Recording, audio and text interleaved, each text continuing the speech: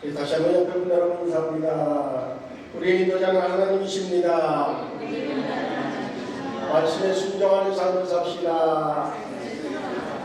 모든 결과는 하나님의 뜻이 이루어지기를 원합니다. 아멘. 오늘은 종료주일인데 종료주일의 의미는 십자가 지기에서 예수님께서 예루살렘으로 입성하시는 그 장면 속에서 여러 가지 상황들이 펼쳐지고 있죠.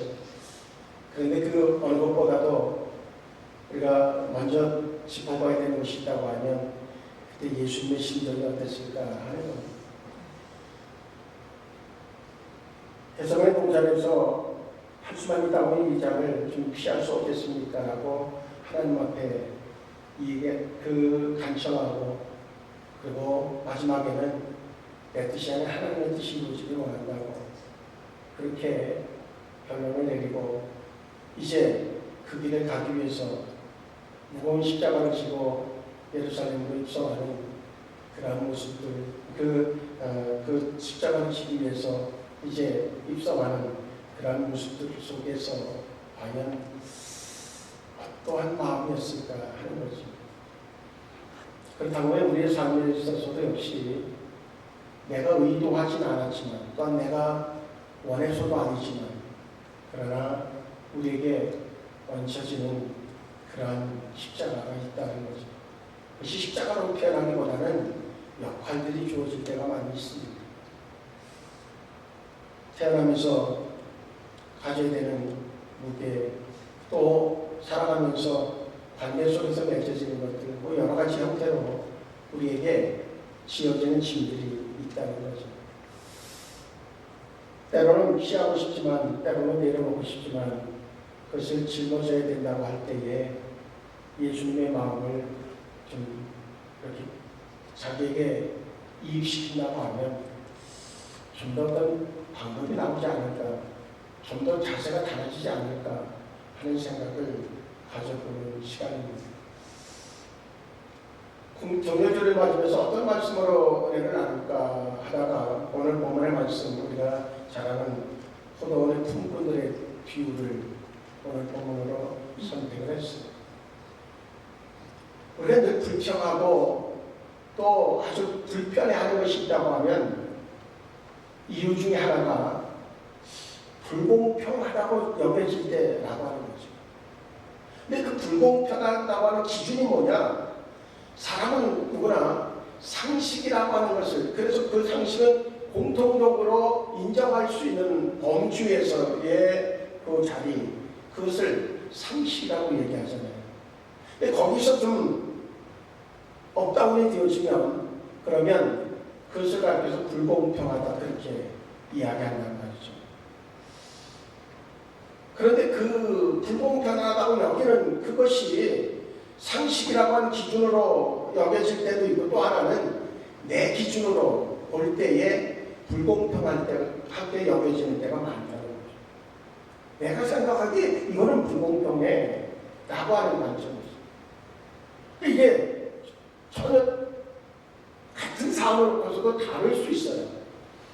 근데 오늘 성경은 누가 봐도 불공평하게 볼 수 있는 상황인데 오늘 주님은 정당하다고 말씀하신단 말이죠. 그럼 무엇으로 이것을 해석할 수 있겠느냐? 그래서 오늘 본문의 제목을 그렇게 붙였어요. 공정이 아닌 은혜입니다 라고 하는 제목이에요. 예수님 십자가를 지셔야만 됐겠는가? 누가 봐도 아니라고 말이죠. 그런데 실수밖에 없는 상황이 왔어요. 그게 뭐냐면 인간의 죄로 인하여서 하나님의 형상이 깨어지고 그리고 죄의 형벌 속에 놓여져 있는데 이것을 해결할 수 있는 이는 없다는 거죠. 그래서 그것을 해결하기 위한 해결책으로 하나님이 제시한 것이 죄를 속해주는, 그 대신에 그 죄를 속해주기 위해서 십자가를 지는 그런 고난이라고 하는 과정을, 고통이라고 하는 과정을, 어찌 보면 절망이라고 하는 과정을 통과해야 된다고 하는 과제를 던져준 거예요. 죄의 무게가 무겁다는 거죠. 무거운 만큼 죄의 값은 아주 값지게 져야 된다고 하는 공식입니다. 이건 분명하게 공정한 거예요. 그래서 그것을 누가 져야 되느냐? 바로 하나님 대신 예수님이 그것을 지기 위해서 지금 십자가의 길을 가기 위해서 예루살렘으로 입성하시는 날이 오늘이라고 하는 거죠. 그래서 오늘 본문을 통해서 그런 생각을 사람에게 두 가지의 삶이 있을 수 있다는 거죠. 하나님과는 공정이라고 하는 것에 붙잡혀 있는 사람과 하나는 또 하나의 분야는 은혜라고 하는 것에 삶의 기준을 두고 사는 사람이 있다는 거예요. 그리스도 안에도 우리는 세상 사람들과 우리를 분리해서 그렇게 관점으로 보지 않고 우리 안에도 역시 어떤 사람은 공정이라고 하는 것에 초점을 두는 사람이 있고 은혜라고 하는 것에 초점을 두는 사람이 있습니다. 우리 사회에 뜨거운 키워드는 뭐냐? 공정, 공평이라고 하는 거예요. 내가 일한 만큼 받고 노력한 만큼 보상을 받는 것이 당연하다고 하는 그것이 상식으로 여겨지는 사회에서 우리는 살고 있어요. 물론 이것이 깨어지는 것 때문에 여러 형태로 표출되어지는 모습이 있죠. 만약에 내가 아침부터 일찍 나가서 8시간을 꼬박 일했는데 이제 마감 시간 1시간 전에 와서 일한 사람하고 봉급이 월급이 똑같다. 그러면 어떻게 하겠어요? 그냥 고용노동부 찾아가서 신고해야지 뭐. 이럴 수 없다. 요즘엔 조금만 뭔가 불이익이 되는 것 같으면 노동청에 찾아가서 고발하면 그러면 노동청은 반드시 거의 누구 손을 들어준다면 신고한 사람의 손을 들어주고 받을 건 못 받았다는 거예요. 그러니까 지불하라는 거예요. 그것이 공정이고 상식인 것은 분명해요. 근데 오늘 보면은 좀 이상하단 말이죠. 이상해. 아침부터 일한 사람하고 나중에 1시간 일한 사람하고 똑같이 주고 있단 말이죠. 그래서 예수님 오늘 본문을 통해서 뭐라고 얘기하냐면 천국은 이와 같다 이렇게 얘기하죠. 천국은 이와 같다. 사실은 이 문제가 명확하게 이해되어지지 않으면 종려주일, 십자가의 고난 이런 부분들이 이해가 안 될 수 있어요. 그래서 오늘 이 부분을 좀 이야기하려고 하는 거죠. 어느 아버지가 두 아들이 있는데 두 아들에게 용돈을 줘요. 근데 한 아들은 집안에서 열심히 청소도 하고 어쨌든 일을 부지런히 막 해. 근데 다른 아들은 거의 안 하고 그냥 놀아요. 텔레비라고. 그런데 아버지가 어느 날 두 아들을 불러가지고 용돈을 줬어요. 그 용돈을 받으면서 열심히 하는 생각하는데 아빠가 나는 지금 봉투에 조금 더 넣어줬을 거야 라고 생각해서 딱 펴가지고 그래서 나는 형은 얼마 아빠가 저기 용돈 줬어? 5만 원. 그러니까 자기도 5만 원인 거야. 아버지한테 찾아가서 아버지 이거 불공평하잖아. 형은 매일 놀고 트림이나 보고 그리고 또 사과도 치고 그러는데 형 5만 원 줬으면 나는 착실하게 아빠 일 도와주고 그러면 그래도 만 원이라도 더 줘서 6만 원 줘야 되지 않습니까? 그때 아버지가 뭐라고 얘기했어? 아버지가 이렇게 얘기했다. 나는 너희의 노동을 보고 준 것이 아니라 너희가 내 아들이기 때문에 준 거야. 그런데도 좀 이해가 좀 안 가죠. 왜 그러냐면 우리에게 고정관념이 있어요. 아버지는 얘기했어요. 분명하게.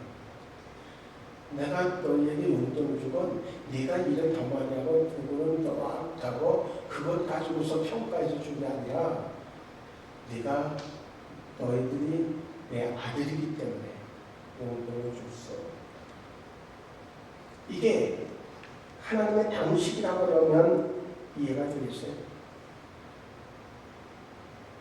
우리는 공정을 원하지만 하나님은 은혜로 주시기를 원하십니다. 우리의 공정은 명확해. 열심히 한 만큼 받아야 돼. 늦게 온 사람은 덜 받아야 돼. 수고한 사람은 더 받아야 돼. 이것이 우리의 기준이다.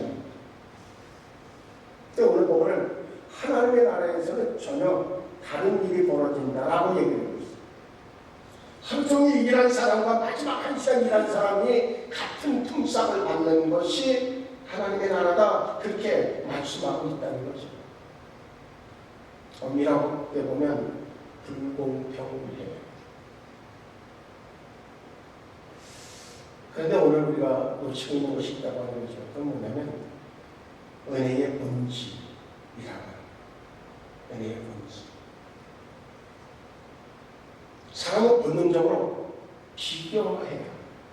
나는 더 오래 했는데, 나는 더 많이 수고했는데 왜 저 사람과 똑같아야 돼? 라고 하는 질문에 늘 답하면서 살아가는 게 우리라고 하는 거죠. 그게 잘된 거냐 못된 거냐라고 하는 논의보다는 우리는 한 단계 좀 더 나가자고 하는 거죠. 그리스도인은 조금 더 나가야 된다는 거죠. 그게 뭐예요? 하나님의 나라. 오늘 보면 이렇게 흘러가고 있어요. 우리가 지금 느끼는 차이는 어디에서 나는 거냐? 라고 하는 것을 좀 짚어볼 수 있는 대목이 있다는 거죠. 본문의 주인은 이른 아침부터 나가서 품꾼을 찾아요. 유대인의 시간대로 볼 때 오전 6시, 9시, 12시, 오후 3시, 마지막으로는 오후 5시에 나가서 품꾼을 불러와요. 여기서 주목해야 될 부분이 있다. 여기서 놓치고 있는 것이 있다는 거예요. 주인의 태도예요. 주인은 지금 노동력이 필요해서 사람을 효율적으로 경영하기 위해서 부르기 위해서 지금 일꾼을 찾으러 나간 게 아니라는 거죠. 오후 5시에 나갔을 때에 여전히 거리에 있는 사람에게 주인이 이렇게 물어요. 너희는 어찌하여 종일토록 놀고 여기 서 있느냐? 그렇게 묻거든요. 그때에 그들의 대답은 뭐라고 해요? 우리는 품꾼으로 쓰는 게 없습니다. 5시까지 선택을 받지 못한 사람은 분명히 뭔가 신체적으로 좀 약하든지 나이가 많든지 아니면 기술이 좀 부족해서 특별직으로도 불려갈 수 없는 사람들이 거들떠보지 않는 그런 사람들이었을 것이 분명해요. 천국의 논리는 뭔지 아시나요? 천국은 자격 있는 자들의 전유물이 아니라는 거예요. 주인이 포도원에 들여보내주지 않으면 평생 길거리에서 굶주릴 수밖에 없는 그러한 자들을 부으시는 은혜를 통하여서 이제 채우는 것이 천국이라고 합니다.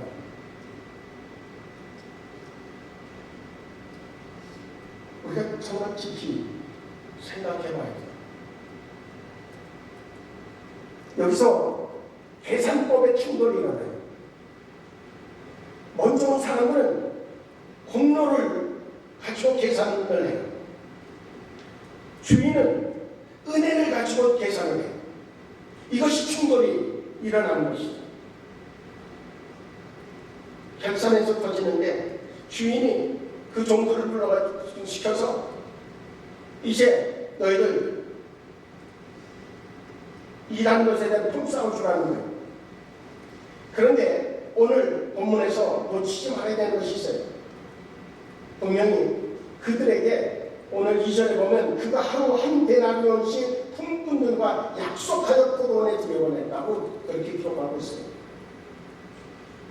한 대나무니 그것을 주기로 약속했는데 해서 이제 나중은 사람부터 참 앞에 사람부터 주면 좀 더 어떤 상황이 됐을지 몰라요.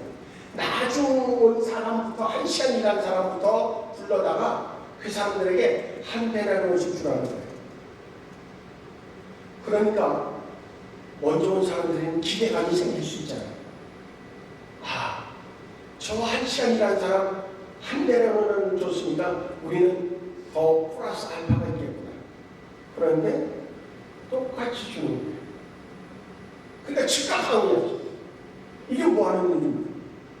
저 사람은 한 시간 일했는데 한 대나무는 주고 우리는 지금 8시간 일했는데 아니 한 대나무는 준다고 하는 게 공평에 맞습니까? 공정에 맞습니까? 라고 바로 하는 우리 머릿속의 계산기는 늘 그렇게 흘러간다는 거예요. 나는 저 사람보다 더 수고해. 그러므로 더 받아야 된다. 이것이 상식이라는 거죠. 이것이 정의라는 거예요.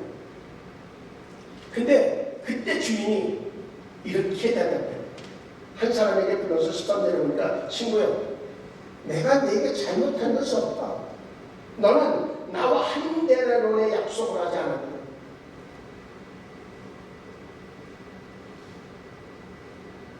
그래서 한 데나론을 받았는데 그래도 이 사람은 이해가 안 가기 시작한 거예요. 그때부터는 이해가 안 가요. 먼저 온 사람들 분노해요. 자기가 벌을 받은 것 때문에 아니에요, 사실은. 아니, 한 달러는 약속했으면 한 달러를 받았으면 정당한 거잖아요. 근데 한 달러를 받은 것 때문에 저기서 그가 화가 나는 게 아니에요. 뭐 때문에 화가 났냐면 다른 것보다는 나보다 저 사람이 저를 똑같이 받았다는 거예요. 나하고 같이 받았다는 거예요.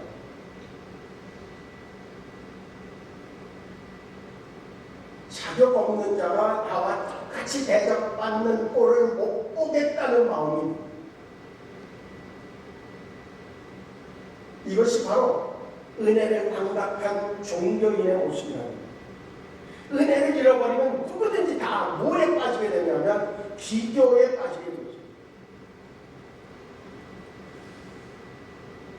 한 데나리온씩 약속하고 한 데나리온씩 주는 것은 누구의 주권인가 하면 주인의 주권.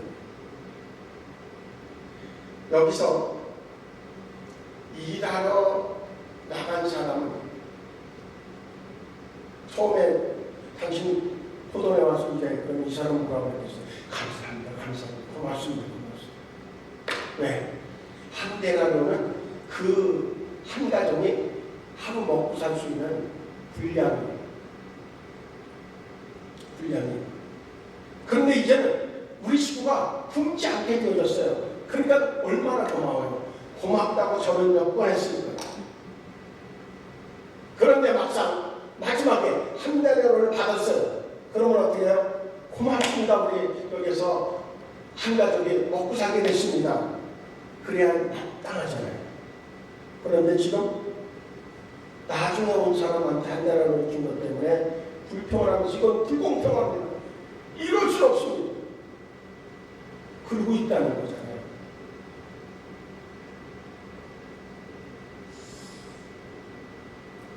그러니까 이렇게 되면 우리 사회도 마찬가지예요. 사회도 틀림없이 일반 다른 사람들보다 더 많이 받는 계층이 있어요. 어떤 사람들 인권을 주장하고 노동자들의 이익을 대변한다고 하는 사람들이 했는데 실제로는 그 사람들 대변하는 것처럼 하면서 자기가 더 받는다고 하는 계산이 있다고 하면 이건 뭔가 본질에서부터 잘못되어 있는 게 아니냐.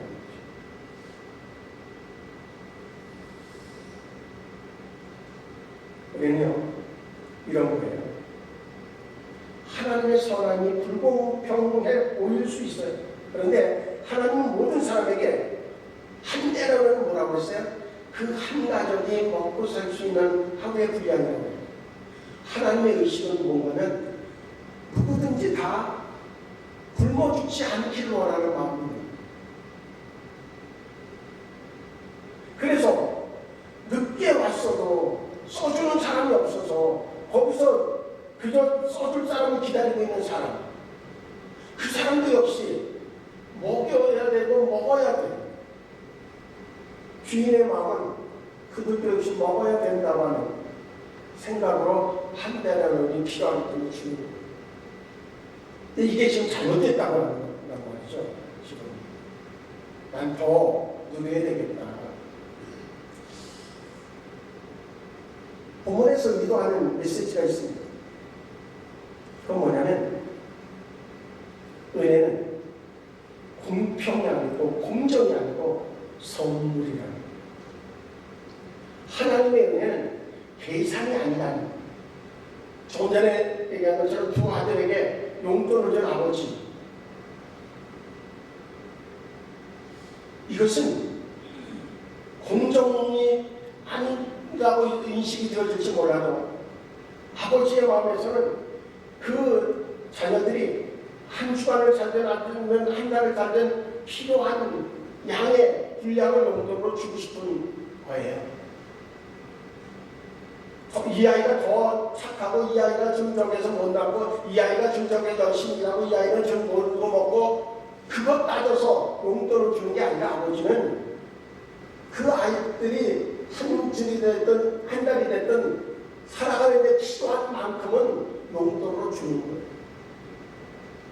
근데 열심히 일한 아들이 입장에서 볼 땐 왜 형하고 나하고 형은 하나를 놀아먹는데 그렇게 할 수 있느냐라고 의견은 낼 수 있지만, 그것이 불만이 되어지는 이유는 내가 받은 게 적기 때문이 아니라 놀고 먹는 형이 나하고 똑같다는 사실에 대해서 불편한 거예요. 우리 사회가 이렇게 흘러가면 날마다 다툼이 일어날 수밖에 없는 거죠. 은혜는 뭐냐? 받을 자격이 없는데 받는 것이 은혜입니다. 우리 모두는 로마서 3장 23절로 말씀한 것처럼 모든 사람이 죄를 범하였음에 라고 얘기해요. 그 다음에 얘기를 뻔하잖아요. 그런데 우리가 구원받은 자요, 하나님의 자녀요, 그리고 천국에 이제 들어가는 자격을 얻은 자라고 하는 것, 이거는 은혜일 수밖에 없다는 거죠. 은혜일 수밖에 없다. 근데 우리는요, 은혜는 마치 공기는 누구에게나 필요하고 그것을 감사하는 사람이, 저부터도 오늘 공기가 감사하다, 저는 그걸 느끼게 돼요. 감사하네. 왜? 이 호흡이 공기의 양에 따라서 공기가 들어가면 나는 숨을 쉴 수 있고, 그게 어쨌든 간에 좀 걸렸는데 이게 잘 안 되면 금방 숨이 넘어가니까 공기의 감사를 저만큼 뼈저리게 느끼는 사람도 쉽지 않을 거예요. 그런데 보편적으로 누구에게나 다 동일하게 주어지는 거니까 특별하게 감사 안 한단 말이죠. 근데 진짜 감사해야 될 게 그거라는 거죠. 보편적으로 다 주어졌는데 그게 진짜 감사한 사람은 플러스 되어지는 것에 대해서 더 큰 감사를 할 수 있는 사람인 것은 분명해요. 근데 그 감사를 잊어버리기 때문에 뭐예요? 더 플러스 알파 되어지는 것들에 대해서 감사하지 않고 그때부터 지저가 되는 거예요. 저 사람은 왜 더 있어야 돼? 아니 나는 왜 이래야 돼? 라고 하는 것이 불행으로 이끌고 가고 있다는 거죠.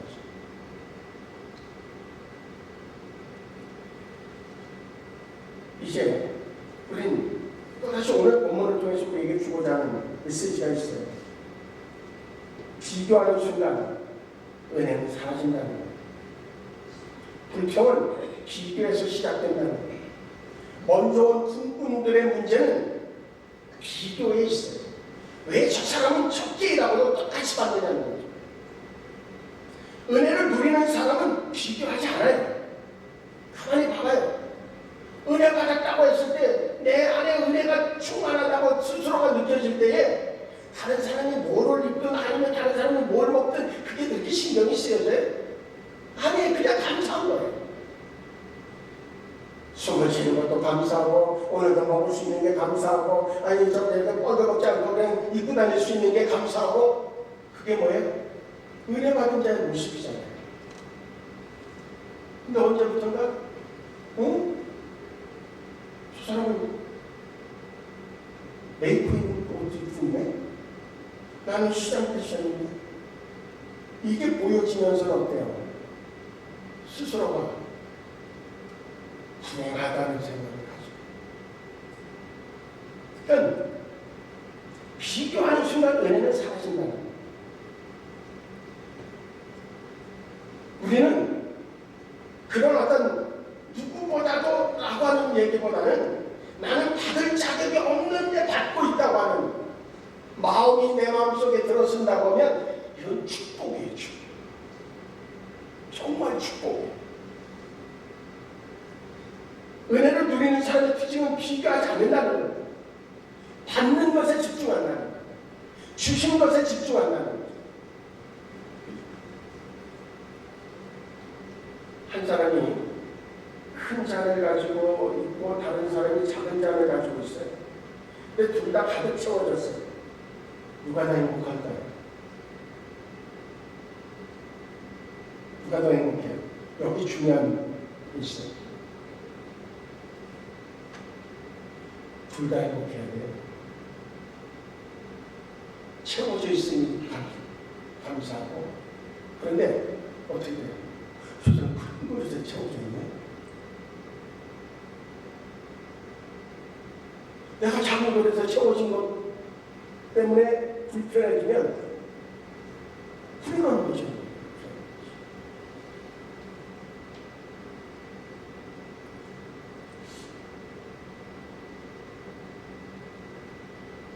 본문에서 불평하는 사람은요, 적게 받은 사람이 아니에요. 더 많이 받은 사람도 아니에요. 먼저 온 사람이에요. 왜 불평해요? 남과 비교했기 때문에. 돈의 양이 아니라 비교하는 거예요. 우리 여기서 노임받잖아요. 놓여지자는 거죠. 여기서 놓여져야 자유로울 수 있어요.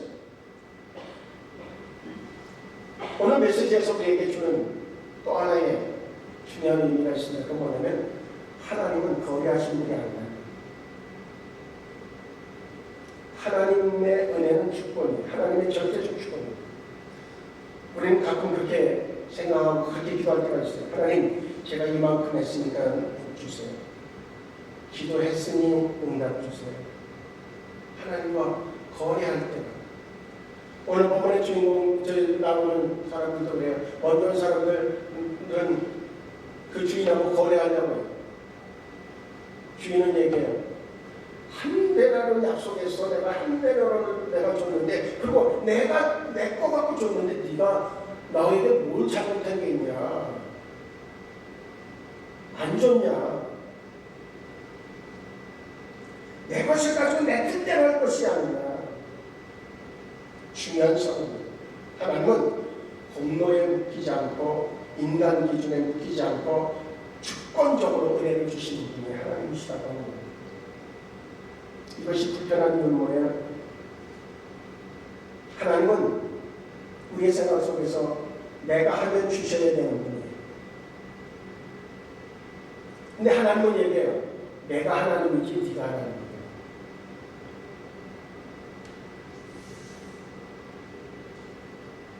은혜는요, 우리를 그래서 겸손하게 만들어요. 진짜 은혜 있는 사람은요, 겸손할 수밖에 없어요. 그리고 오늘 본문에서 우리에게 한 가지 중요한 메시지가 또 있습니다. 그건 뭐냐면 구원은 동일하다. 그 포도원에 들어간 사람에게 약속은 한 대라는 거죠. 다시 얘기하면 먼저 믿은 사람이나 나중에 믿은 사람이나 어쨌든 구원은 동일해요. 한 대라는 건 구원을 얘기해요. 동일하다는 거죠. 이게 불편해지면 안 된다는 거예요. 그리고 오늘 본문에서 또 한 가지 주시는 메시지가 있어요. 그러니까 뭐냐면 지금도 하나님은 일할 품꾼을 찾으러 나가신다는 거죠. 이것저것 다니신다는 거죠. 늦지 않았다는 거죠. 그래서 우리가 회복해야 되는 세 가지가 있습니다. 첫째는 비교를 멈추고 감사의 눈을 회복하자는 거죠. 비교를 멈추고 감사의 눈을. 두 번째로는 공로주의를 버리고 은혜의 공로로 들어가자. 세 번째로는 늦게 온 자를 향해서 하나님의 마음으로 그에 대해서 하나님의 마음을 갖고 국민의 마음을 갖자. 오죽했으면 저녁 5시간 됐는데도 불러주는 사람이 없겠어요. 그런데 그 주인이 가서 불러다가 일을 시키고 한 배를 주시는 그 주인을 이렇게 바라보면서 야, 참 고맙다. 그런 마음이 들었어야 이게 정상이 아니냐는 거죠. 먼저 된 자의 그 안양이 아니냐. 그런 마음을 가지고 우리가 우리 교회에 지금 이후부터 오는 사람들을 그런 마음으로 맞이한다고 하면 달라질 거예요. 그래서 우리는 이런 물음 앞에 답을 해야 돼요. 나는 은혜를 당연히 여기고 있지는 않아요. 나는 비교하며 살고 있지는 않아요. 나는 하나님과 거래하고 있지는 않아요. 나는 은혜를 흘려보내고 있는다. 하버드 대학에서 하나 연구한 결과 발표한 게 있어요. 이런 결과예요. 사람들에게 이런 물음을 물었어요. 남들보다 적게 받지만 상대적으로 위에 있는 한 명을 원하는 사람. 다음은 남들보다는 많이 받지만 상대적으로 열세인 한 명에서 놓인 상황. 이 두 중에서 당신은 어느 쪽이 되길 원하십니까? 그랬어요. 근데 놀라운 결과가 있어요. 적게 받더라도 누구보다 내가 위에 있으면 좋겠다는 거예요. 많이 받더라도 누구보다 내가 적게 받든지 밑에 있으면 싫다는 거예요. 이게 사람의 심리예요. 우리는 종료주의를 맞고 고난주간을 지나고 부활주의를 맞으면서 우리의 마음속에 좀 이렇게 내려놔야 될 것들 좀 내려놓으면 좋겠다. 한 가지 예를 들고 말씀을 마치려고 합니다. 미국의 영성 작가는 필립 잔시라고 하는 분이 있어요. 그분의 저서에 나오는 이야기 중에 한 토막이 거기 보면 이런 여인이 나옵니다. 성례에 종사하는 여인이 극심한 생활고로 절망 속에 빠져 있을 때에 그가 그리스도인 상담가를 찾아가서 이렇게 물어요. 제가 교회에 가면 저 같은 사람도 도와줄까요? 그렇게 물었어요. 근데 그리스도인 상담가가 빨리 답변할 수 있어야 되잖아요. 당연하죠. 이렇게 얘기가 나와야 되는데 그 질문을 받고 이 상담가가 잠시 고민해요.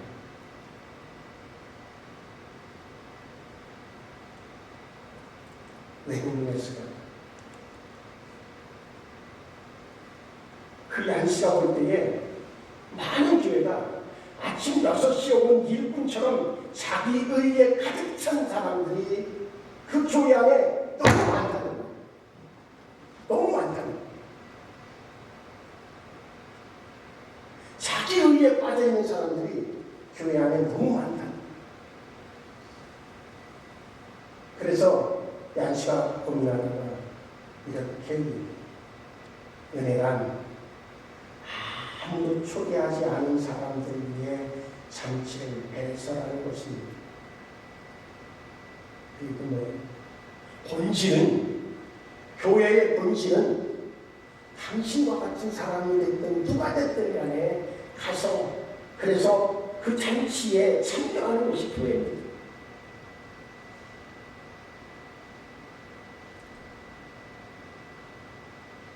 생수교회가 가야 되는 방향은 여러 가지. 얼마나 많이 모르느냐, 그게 참 때로는 엄청난 스트레스입니다. 주일 이 시간이 엄청난 스트레스입니다. 그것을 놔야 된다고 하는. 왜? 그 자체가 잘못입니다. 그 자체가 잘못입니다.